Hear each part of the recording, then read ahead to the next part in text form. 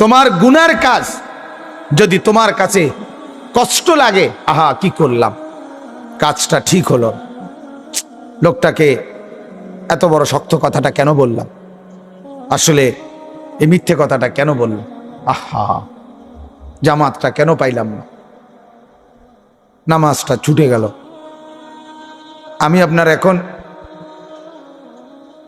অনেক দ্রুত জামাত ধরার জন্য ওই আপনার ভিরাল্লার এদিকে, মানে দুজন আমি আর ড্রাইভার বসে বসে বলতেছি যে গাড়ি যে জামাতটা পাইবো না মনে হয়, তা আবার কই তাহলে আরেকজন মুসল্লি খুঁজি, নিজেরা জামাত করবো।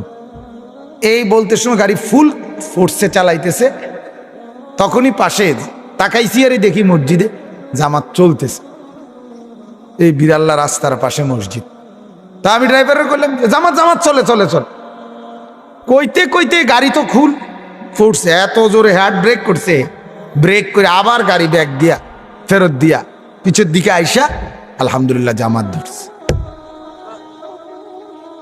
মালিক দয়া করছে, আল্লাহ তাআলা রহম করছে। তো নেক কাজ যদি দিলের মধ্যে খুশ লাগে, গুনাহ আর মন্দ কাজে যদি কলিজার মধ্যে ব্যথা লাগে, সংকুচিত হয়, মনটা খারাপ লাগে, যাহা কাজটা ভালো হলো না, কাজটা উচিত হইল না, এই আত্ম উপলব্ধি বাজান এটা অনেক বড় নিয়ামত। আল্লাহর নবী তখন বলে ফাআনতা মুমিন, তাহলে তুমি এখনো মুমিন, এখনো ঈমান আছে। যেদিন দেখবা গুনাহ আর তোমার মধ্যে কোনো আসর করে না, কিছে মিছা কথা বলে কিছে, তোর অসুবিধা কি? আমি চুরি করলে তোর সমস্যা কি? আমি সুদ খাই, নলে জুয়া খেলি, নলে মদ খাই, গাঞ্জা খাই, তোর সমস্যা কি? তো এনে নাক গলাও কেন? এরম বেয়াদব আছে কিনা বলেন? এরম লইয়া ছোঁড়ে, এরম ধরে লাইতে আসে আসে না এমন ডাকাত? এই ডাকাতের কলিজা পাথর হয়ে গেছে। এই পাষণ্ডের কলিজা কি হয়ে গেছে? পাথর। তার আর গুনার অনুভূতি নাই, নাফরমানির অনুভূতি। গুনার কথা বলার পরে আরো চোখ পাক দিতে আছে, বড়াই করতেছে, মিথ্যার উপরে বড়াই, চুরির উপরে বড়াই, অহংকারের উপরে বড়াই, সন্ত্রাসী চাঁদাবাজির উপরে বড়াই, অন্যায় নেতাগিরির উপরে আবার বড়াই। আমি যেটা বলছি এটা ঠিক বলছি, এটাই হইতে হবে, অথচ অন্যায়, অথচ মিথ্যা। এইভাবে বুঝা গেল তার ভেতরে গুনার আফসোসটুকুও নাই, গুনার অনুভূতিও নাই। আরে পায়খানা লাগছে, গন্ধও লাগে না হাতের নাকে, ঠিক না? পায়খানা যে লাগছে এই গন্ধও নাই, এমন জ্বরে ধরছে, এমন সর্দি ধরছে, এতে সর্দি এমন গাঢ়, পেশাবের গন্ধও লাগে না, পায়খানার গন্ধও লাগে। অর্থাৎ নাফরমানি এত গাঢ় হয়ে গেছে, আর গুনার কোনো অনুভূতি নাই, গুনার কোনো অনুভূতি। এক সাহাবী, রাসূলুল্লাহ সাল্লাল্লাহু আলাইহি সাল্লামের সাহাবী, উনি মক্কায় খেজুর বিক্রি করতেন। একদিন এক মহিলা ওনার কাছে খেজুর কিনতে আসছে। উনি ওই মহিলাকে খেজুরের স্যাম্পল দেখাবার জন্য দু চারটা খেজুর মহিলার হাতে দিছে আর কি, দেখার জন্য। সে দেখায় না যে আপনি দেখেন আমরা ভাল লাগে সান। এইটা যখন মহিলা হাত বাড়াইয়া নিতেছিল, তখন অতিরিক্ত সুন্দরী মহিলা হওয়ার কারণে উনিও মানুষ হিসাবে ওনার ভেতরে এই ক্ষণিকের জন্য উনি ওই মহিলার খেজুরটা দেওয়ার সময় মহিলার হাত মানে নিচে সহ, মানে আঙ্গুলগুলো সহ ধরে লাইছে, ধরে, অর্থাৎ নিজের ভেতরে হয়তো কিছুক্ষণের জন্য লোভ তার আসছে, তো মহিলার হাতটাতে ধরছে, সাথে সাথে ওনার কলিজার ভিতরে অনুভূতি আসছে, আহা এটা তো আমি অন্যায় করছি, আমি খেজুরে না দেব, আমি নারীর হাত ধরলাম কেন? মিশকাতের হাদিস এটা।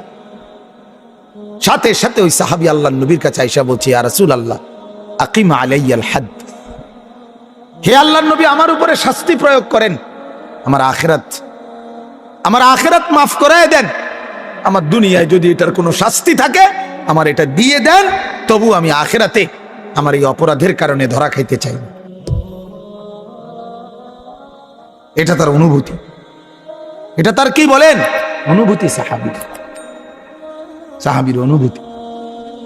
হাদিসের মধ্যে আছে, হযরতে মাইজ ইবনে মালিক নামে একজন সাহাবী জিনা করছে।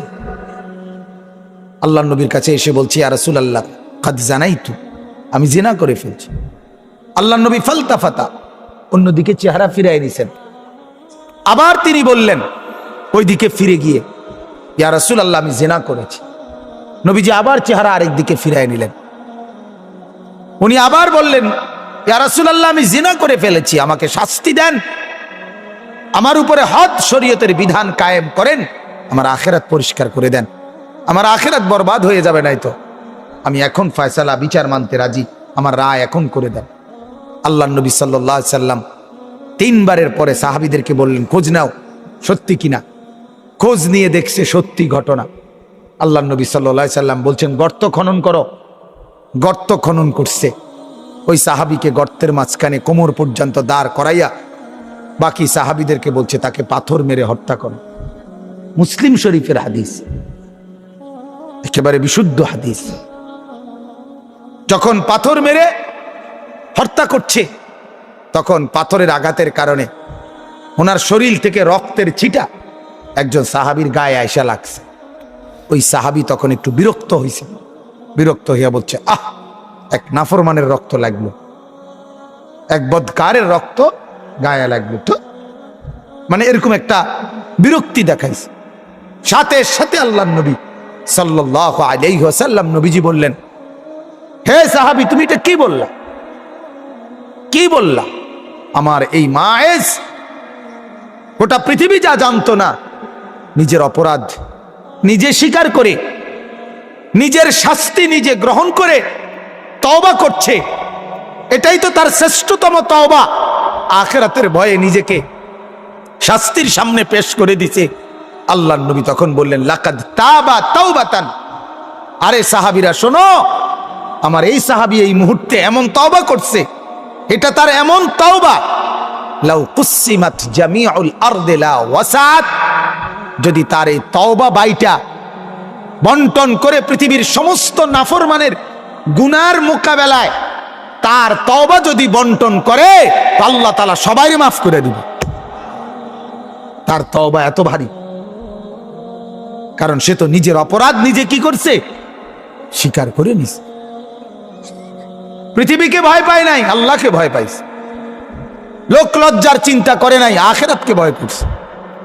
এজন্য বাপ এটা মনে রাখবেন, ইদা সাররাতকা হাসানাতুকা ওয়া সাআতকা সাইয়্যাতুকা ফাআনতা মুমিন।